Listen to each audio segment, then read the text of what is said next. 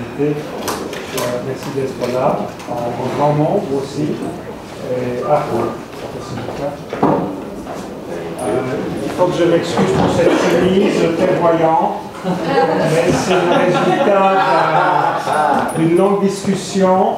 Alors, bien que je vais m'asseoir devant vous, j'espère que je ne vais pas vous aveugler pendant toute la présentation. But it's a long story, I'll tell you afterwards. It's a nice shirt. It's a very nice shirt. It's a very comfortable shirt. It's hot. Thank you very much. Good. You want to have a seat? Yeah. So Ted, please. Good luck, everyone. And good afternoon. Good afternoon, everyone. My name is Ted Horton. I'm the class president for the first-year master's students here at the School of Urban Planning. I'd like to welcome Mr. Laproche and your colleagues from the Bureau. Welcome and thank you for joining us again this afternoon here at Phase 3, the presentation of the culmination of the first year's studio presentation, as well as thank Professor Fischler for your guidance over the course of the semester, Professor Doucette for your assistance in graphics, Professor Brown for your guidance in methods and statistics this year, Mr. Dare, wherever you vanished off to, for your patience over the course of the semester, as well as Mr. Danielsa for joining us, and to everyone for your hard work and teamwork over the course of the semester. Congratulations on coming to the end of it. Over the course of the past 13 weeks, the first-year students have undertaken a process of analysis and synthesis of a given study area within the borough of Hunsett-Cartierville. Located in the northwest of the borough, our study area is bordered on the south by the AMT rail tracks, as well as on the north by the Rivière des Prairies, in the east by the in the east by the Boulevard Laurentien, and in the west by Boulevard Laurentien, and in the east by the Sacré-Cœur Hospital. It's a sizable parcel of land, and each group, as you'll find, of course, over the course of the afternoon, will present its own goals, its own vision, its own objectives for the development of the area over the course of the next 20 to 30 years. You'll hear from, first of all, the Social Cohesion group, followed by a presentation of the group discussing economics, then transportation, followed by housing, and finally a presentation from the group on the built and natural environment. Each one will articulate to you their vision over the course of the next few decades of how the sector that we've come to call Gouin-Laurentien can best meet its full potential. And so I hope you'll have an engaging afternoon, and again, we're very proud to be here and very thankful to have you all with us. Thanks very much.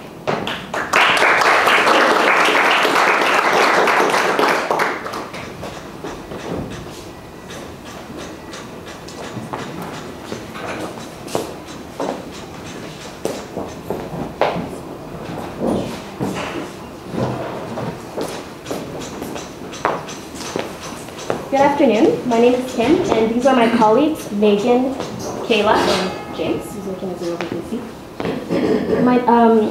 Our task, we are the Social Cohesion and Identity Group, and our task involved coming up with a comprehensive plan for the Gouin-Laurentien sector. Our plan places an emphasis on strengthening the community by creating public spaces that encourage social interaction, as well as fosters community engagement. On button on the side. The interventions that we will present to you today span from the riverfront to the AMT line, and from Cousineau Street to Saint-Odile Park on the west. Our vision for Cartierville in 2035 is to create a functional, livable, and aesthetically pleasing neighborhood that will contribute to greater community interaction and participation. To do this, we wish to build on the community's existing strengths. Cartierville is currently one of Montreal's immigrant hubs, being the first place in Quebec that many immigrants call home. It is also a place of high mobility, which means that while it is an entry point for newcomers, it's also a place that they tend to leave relatively quickly. One of the reasons for this, as was seen in the first phase of the planning process, is due to a lack of diverse and affordable housing, as well as a lack of local employment opportunity. This high level of mobility has resulted in a community that is politically disengaged, and one that is sectioned off into subcultural groups that have very few interactions between one another. Despite its struggles, however, Cartierville possesses many qualities that should be preserved, highlighted, and that offer potential for development, as can be seen on our concept plan. For instance, the Rivière des Prairies offers opportunities for water sports, as well as being a leisurely destination, summer destination for locals as well as visitors. Better connections can be created by extending the boardwalk, as well as creating something like a boat launch. Furthermore, the La Chapelle Bridge serves as a main entry point for people coming from Laval. We would like to improve the north of Laurentien by establishing a distinct sense of place that will allow for visitors to know that they've arrived into a new sector. Furthermore, we should capitalize on the diverse population by making it a reason for residents to come together to learn and benefit from each other, be that in sport, food, language, and other cultural activities. So the plan that we will present to you today focuses on 4 main goals, which are improve the quality of the public realm, improve the quality and diversity of housing, create a dynamic and thriving local economy, as well as promote smooth and safe traffic flow within and through Cartierville. Together, these goals serve to fulfill our mandate to create a socially and physically cohesive environment. Our first goal is to improve the quality of the public realm. To do this, we propose to develop facilities and programs that promote social cohesion within the community. We would like to construct a cultural community center within Missy Park. And this is the first of our 2 major interventions for the area, and we will be discussing greater detail by Megan. Furthermore, in order to foster an aesthetically pleasing and vibrant streetscape, we propose to create unity in the design of public spaces. So this can be done by implementing continuous awnings along storefronts, by decorative lighting with banners, as well as increased seating to accommodate the aging population. A more attractive environment will encourage residents to use their outdoor space more frequently. Our second goal is to improve the quality and diversity of housing. We propose to increase the number of affordable housing units by developing incentives for developers. Such incentives include waiving infrastructure costs, providing property tax rebates for development and fee exemptions, and arranging financing through Montreal's Accès Logis and affordable housing Quebec programs. We would also like to provide equitable access to households of all sizes and life stages, and forge partnerships with developers. We can then develop projects that create housing opportunities that meet the desires of local residents and educate developers on the need for larger housing units, which is currently lacking in the area. Our third goal is to create a dynamic and thriving local economy. We would like to revitalize Guam Boulevard by turning it into a hub for local commerce, which meets the needs of its current residents, but also draws in outside shoppers. We are proposing a pilot project of a public market along Guam Boulevard near the Grenet intersection. And this would be our second main intervention, which will also be discussed by Megan. To stimulate growth of local economic opportunities, we would like to encourage the mixed commerce and housing along Laurentien. So it's already mixed use, but we'd like to encourage new businesses to come and settle in the area. We would also like to change the zoning along Salaberry, the street right below the hospital, which is currently strictly residential, but we would like to zone it to mixed commerce and housing as well, so that this could potentially become a second commercial zone for people residing south of the hospital and southeast as well. Furthermore, we wish to capitalize on the local institutions, such as the Sacré-Cœur Hospital, by encouraging them to hire locally. Lastly, our fourth goal looks to promote a smooth and safe traffic flow through and within Cartierville, an efficient transportation network that offers greater mobility for both motorized and non-motorized traffic is needed. This can be done by improving connections within the neighborhood, such as extending Pont Gravé and Périnaud Street to meet with Cousineau, as well as extending De Rivoli to meet with Guam Boulevard. So this would provide easier access to the waterfront. We would like to extend the existing bike network along Salaberry to meet with Odile Park on the east, as well as extend it west to meet with Cousineau. This cycling, we can also provide pedestrian paths within the hospital grounds to make it more easily accessible from both sides. Moreover, certain measures must be implemented to ensure the safety of residents. This includes enforcing the speed limits along Laurentien and adding traffic calming measures along Laurentien and La Chapelle streets, such as curb extensions and trees, which can be seen over here. So that is an overview of our 4 main goals. I will now pass the floor over to Megan, who will elaborate on our 2 main interventions. Thank you, Kim. Based on the research compiled in the initial phase of our project, we identified that access to cultural facilities was lacking in this part of the borough. And as a solution, we proposed to build a community center. While Cartierville currently houses some community centers, they are either denominational or they have a particular focus. These organizations do not prevent non-affiliates from joining, however, they may be intimidating to some people, or others may lack the necessary financial means. The community center that we are proposing will be open to everybody and offer a diverse selection of activities and uses that can appeal to a broad range of people. We have identified an opportunity to expand upon the existing programming in the area, to increase the social cohesion of the neighborhood, and to help improve the quality of the public realm, which is our plan's first goal, as Kim mentioned. We are recommending that this facility incorporates the Cartierville Library, which is currently in a strip mall on Salaberry Street over here. We feel that this is a great opportunity to provide a brand new facility that will work in conjunction with other mutually supporting programming.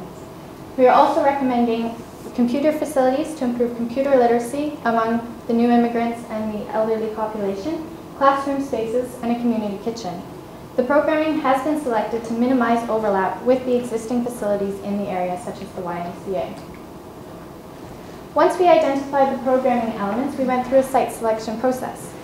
We began by identifying 8 locations within the neighborhood that we felt had some potential for the type of facility that we are proposing, and they are identified on the map here.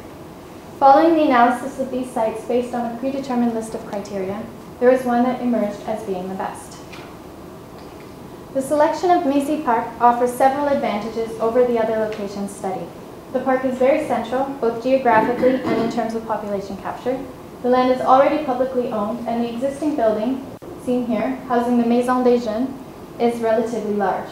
Combining the new facility with the existing building will allow for a more efficient delivery of services, as some of the programming can easily overlap. The Maison des Jeunes already offers homework help as one of its services, so by expanding computer facilities and providing more space, we are improving the existing service and opening up to the broader community. This image shows how much volume we are anticipating would be necessary to add, which is in the white, to the existing building, which is in the brown, to accommodate this proposed programming. We also noticed that by selecting this site, Bernays Street becomes an institutional access, connecting the Y, the elementary school, the hospital, and the new community center. The location of this facility in proximity to Guam Boulevard is also beneficial for our second main intervention, a branding program that will firmly establish an identity for the area and dispel the negative perception that was discovered during the initial research phase. The branding program will build on the community's strengths and promote the neighborhood to the wider metropolitan area. Cartierville, mon quartier, ma ville, speaks to the idea that in 20 years, Cartierville will be a neighborhood that fulfills the functions of a city by providing a place where residents want to live, stay, work, and play. The program is based around the revitalization of Guam Boulevard as the historic main street of Cartierville and aims to create a dynamic local economy. Kim mentioned many improvements to the public realm that will help to unify the streetscape and create a positive impression on visitors and residents alike.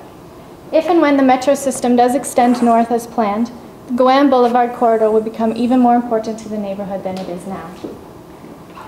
Also mentioned by Kim, we are proposing a pilot project of a public market. The desire among the immigrant community to start businesses was identified in the earlier research, and this initiative will help to spur the economic revitalization along the street, while at the same time offering a unique opportunity for local residents to start businesses at minimal costs. The market may take a temporary form initially and evolve into something more permanent if it proves successful.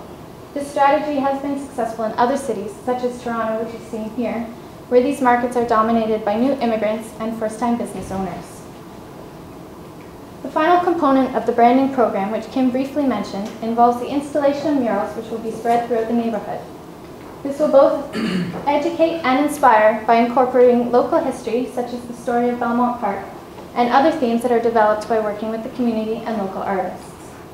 We are recommending as a short-term goal that the borough works with the youth in the neighborhood to create a large mural under the AMT line to catch the attention of commuters and to welcome people to Cartierville. Since the underpass is a gateway to both Cartierville and Saint-Laurent, This program will involve collaboration with the neighboring community of Saint-Laurent and will therefore work to strengthen internal and external social connections.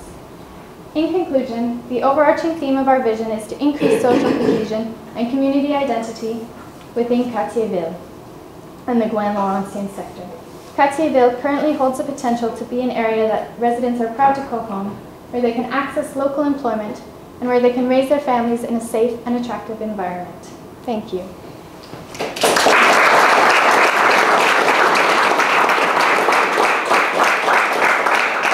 I would now like to invite my colleagues up to answer questions that you may have. Question? You guys said you put publicly funded housing. Where would you guys locate most of those? If you were to have it. Well, we're hoping to work with developers to do mixed-use residential and commercial development along the Valenciennes. But there's also another publicly owned piece of property on Pont-Gravé Street here, which could be a great opportunity for social housing development. Okay. I'm not familiar with that area. Is that a good hub for transportation? Is it central? Currently, there's the Bois-Franc AMT station here, and the PMAD is proposing to extend the Orange Metro line to include a metro station here and potentially up here in the future. Okay. Currently, the area is served by bus routes that go up. That is good. Yeah. I have a, I guess, common disguising questions. About the list of your interventions, you start with it's about cohesion, and you start with the public realm, and then the number 2 is housing. Why is in that order? Why not housing first? Well, since our primary mandate was social cohesion, public realm relates to the community center that we also intend to implement in Missy Park. So we felt that that should be the first thing to address because that was our overarching goal. But then there are other matters that play into social cohesion, such as housing, transportation, thriving local economy. So yeah, just because that was our mandate, we decided to place that first, but all of them are equally as important. Maybe one question. Was that your mandate to review something for 2035? Is that the horizon that was given to you in the mandate? I'm not sure. We were told... if not, why did you choose to foresee 20 more years? It was, well, we were told approximately 20 to 30 years, and we felt 2035 for us would be a realistic date to set to achieve most of these goals.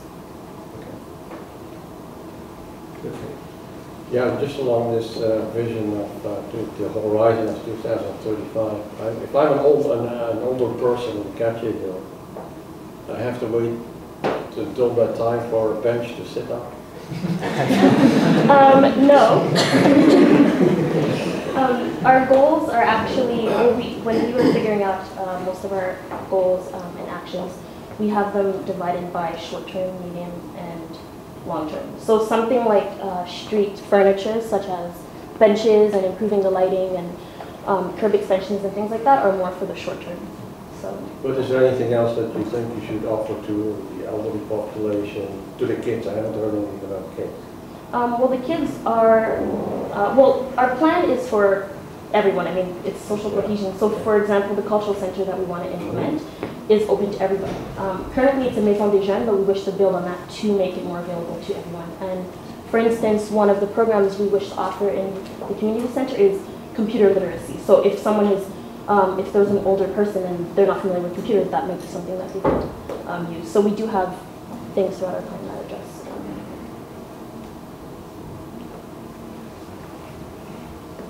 Can you elaborate more on the community services that are available and how you're proposing to build on that? Or sure. Well, one of the reasons we are proposing a community center is that one of the other plans that has been developed by the community, by the CLIC, is the Quartier Vivre plan, which one of their goals was to create a Maison de Quartier. So our plan actually ties in well with the existing plans of community. So the services that are currently available most primarily are the YMCA, which offers athletic and recreation facilities. There's also La Crabée, which is down here in the southern part of the neighborhood, which is a sort of a not-for-profit organization that works to increase access to healthy food for residents in the neighborhood. There's also the Centre Communautaire Laurentienne, which is run by the Muslim Association of Canada, on Laurentienne here, which I know they offer some athletic programs such as judo and taekwondo, I believe. But we felt that because it is affiliated with the Muslim community, it's possible that some residents may not feel comfortable going there. Am I missing anything? The Arts and Culture Center? Oh yes, there's also the Centre Culturel du Quartier-Ville, which is located off Gouin Boulevard, but it's sort of tucked in like down an alley of a building, and that space is purely for visual arts, but it's a city-run facility. That was a good presentation, nice and clear and concise and animated. I have one question that is about the sort of diagnostic part, and then another question which is about the interventions. So you said it's sort of a gateway neighborhood. There's a transit population in the sense that people move in and move out quickly. But it sounds like it's also a transit neighborhood at a different temporal scale, which is that it's got a lot of traffic that drives through. So that's something to think about, that you've got this problem of a kind of a drive-through neighborhood, and you want to make it more of a living neighborhood. And I think that's the spirit of your intervention. So I'm curious about proposing a community center, and since the mandate is social cohesion, preoccupation of social cohesion, you're proposing physical interventions, which are, which make sense in principle. The computer hub, it's a facility. Would it be more interesting to start with an incremental project that involves social programming, social programs in the non-physical sense, soft infrastructure rather than hard? Yeah, actually one of the reasons also by selecting the site that we did, the Maison des Jeunes, is because there is a building there. Yeah. So we can phase construction if necessary, start providing services there, okay, and build on as necessary without interrupting the service, and then it would be a continuous service. Okay. And that would also, for funding purposes. And then my quick follow-up is just, can you tell me a little bit about the viability of community centers nowadays? Because it's something that was done a lot in the 60s and 70s. Is it done very much anymore? I know I have a friend who does facility sharing, where he combines public schools, Catholic schools, public libraries, etc. So that you've got lots of things happening. You create a node and you create opportunities for happy accidents, people coming together and interacting. Which is another reason why we propose to move the library from its current location in the strip mall to the community center, and because it's already an operational facility that is quite popular from what we determined during the research phase, just by combining these two facilities would also. But are there cases? Are many community centers being built nowadays? Is it something that is? I'm just curious. I'm not sure if many are being built currently, but based on the first phase of the planning process, we were able to discover that the neighborhood actually called for a communal space. So that was what we based our community center. That's a good question. Did you speak to the operators of the existing community centers, and particularly to the one that you want to make the extension of? No, we did not. You didn't tour the facility, or did you tour the facility too? We walked around the outside and looked in the windows. and we visited their website and went through the hours of operation and what sort of services they provide. And one of the things also with that facility is they don't have any athletic space, so they actually work in conjunction with the YMCA and have specified hours where the youth can go use the facilities at the YMCA, as well as another building further down near the high schools, which is a building owned by the school board that sort of houses some community groups and has a gym in the basement, so they also have sometimes activities over in that building. Well, one of your goals is to create a dynamic and thriving local economy, and you're suggesting having a marketplace, which is a good idea. Do you have other ideas for the area, for Gouin Street, for example? Have you looked into that more specifically? Yeah, we have a number of different strategies. From what from the research, we've learned that there is interest in the neighborhood in starting starting businesses. And there are certain programs, incentives to start businesses that people are using, but they're not using in Cartierville per se, because there is sort of a reputation and there's a low visibility of the Guyana sector. So that the economic part of the plan actually goes hand in hand with the public realm to create a place that people notice and a place that people would want to start a business. So things that we've sort of considered in our plan that we didn't talk about necessarily in the presentation include different incentives to start a business, grants, tax rebates, and for example, like a reduced rent program or a free rent competition, for example, which has worked in other sort of depressed downtown strips. And also, sorry, just to elaborate on that, on Laurentien, it's currently mixed commercial and housing, but there's a lot of vacant sites, and when we were walking up and down the street, there's a lot of auto stores and things like that, so it's not very diverse. So yeah, we want to create incentives to bring in diverse businesses to just make it more, so that locals don't have to go to Laval or wherever to get all the things. One of your strategies is to allow commercial development on Salaberry. And some people might argue, well, you're expanding the area where commerce is allowed, but you already have Gouin that is struggling a bit and Laurentien that is struggling. How are you combining these things? Very often people say, well, if we have struggling commercial areas, we need to concentrate commerce. So, and you're kind of expanding. Can you explain a bit more why you want to allow commerce on Salaberry?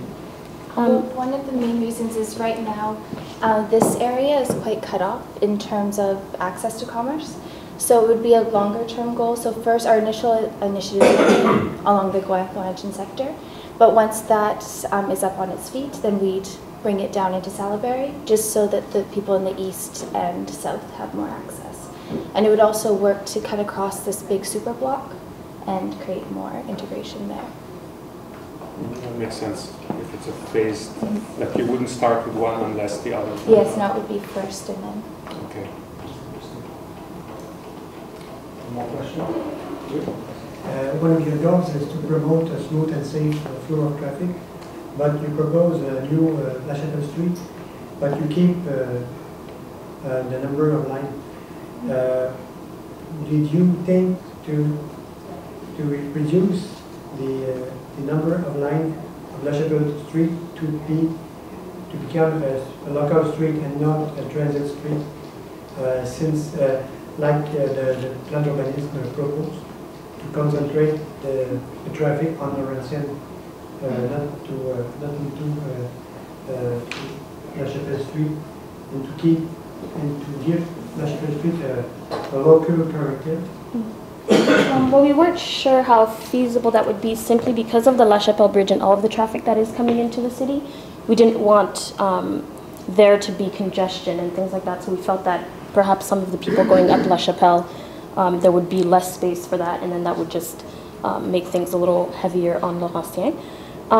But we did consider that La Chapelle is a residential street, so that's why we removed the parking. We added bike lanes, and because we felt that the parking lane that's already there, the people living there, it's mostly single-family homes and duplexes, and they have parking on their property. So we felt that we could do that, and we added bicycling lanes so that it calms down the traffic a little bit on La Chapelle. So we didn't want to go as far as to remove a lane, but we did want to calm things down a little bit. Okay, thank you very much.